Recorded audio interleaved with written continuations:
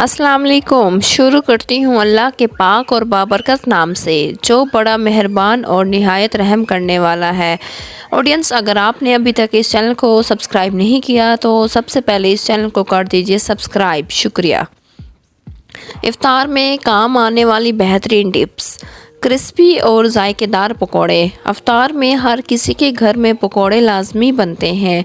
कुछ ख़वातीन बड़े क्रिस्पी और जायकेदार पकोड़े बनाती हैं जिसमें मुख्तलिफ मसाला जात इस्तेमाल करती हैं, मगर ऐसे में कुछ ख़वातीन ऐसी भी हैं जिनके पकोड़े बहुत नरम और अजीब से बनते हैं।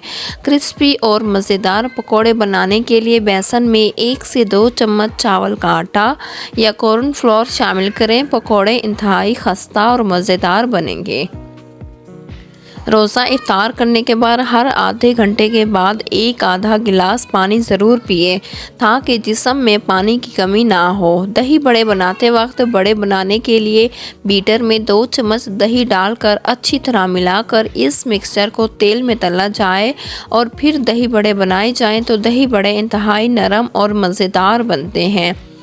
इफ्तार में पानी से बना शरबत, दही और फलों के रस का ज़्यादा इस्तेमाल करें, लेकिन दूध से बने मशरूबात का इस्तेमाल ना करें क्योंकि इसके इस्तेमाल से बदहज़मी का सामना होता है। समोसे रोल खस्ता रखने के लिए।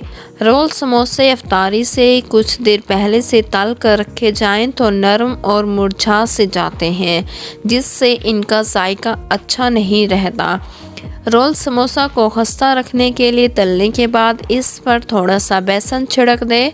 अफ्तारी की एशिया तलने वक्त तेल कम जज्ब हो, इसके लिए जब भी आप रोल समोसे तलें तो सबसे पहले कढ़ाई में तेल डालें और आधा चम्मच लीमू का रस डाल दें।